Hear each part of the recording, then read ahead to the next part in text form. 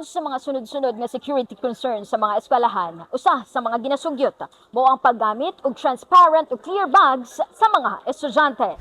Ang mong sugyot giuyunan sa Davao City Police Office kung DCPO asa dako matud pa og tabang aron mapadali ang pagbantay sa seguridad luyo sa mas gipakusgang inisyatiba. It's a very welcoming development no kay gwapo kayo siya makita ta naman sa isod. Di na maglisod ang security. Murag bar exam, murag PRC nga exam, di ba? Transparent ang bag. So makita ang sulod kung unsay sulod dito sa bag. Gwapo siya actually nga policy no. Yun ta sundon pod sa uban nga mga eskwelahan kay para di na ta maglisod in terms sa pag-inspection sa mga bags.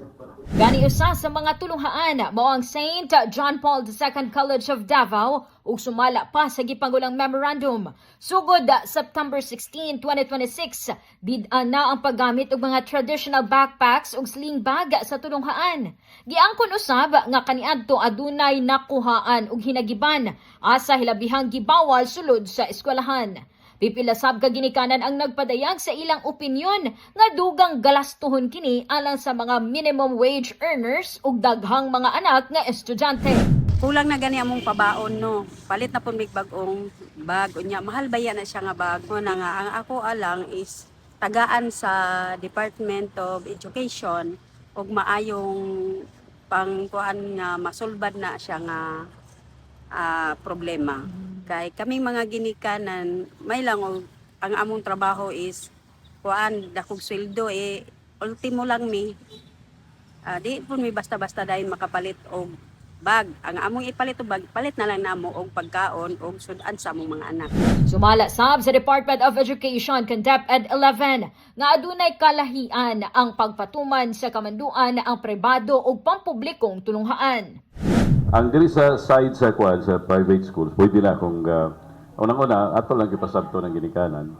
And then secondly, labo na natin problema ron. But on the part of the public schools, if they cannot really provide, then therefore this that mustn't be a reason nga that's going to be a roadblock that they will not be allowed entry. Gani, posible sab nga makamugna kini og laing problema alang sa mga dili makasunod kung ipatuman ang no transparent bag, no entry policy. That's very ideal, but there are limits actually for all of these things. No?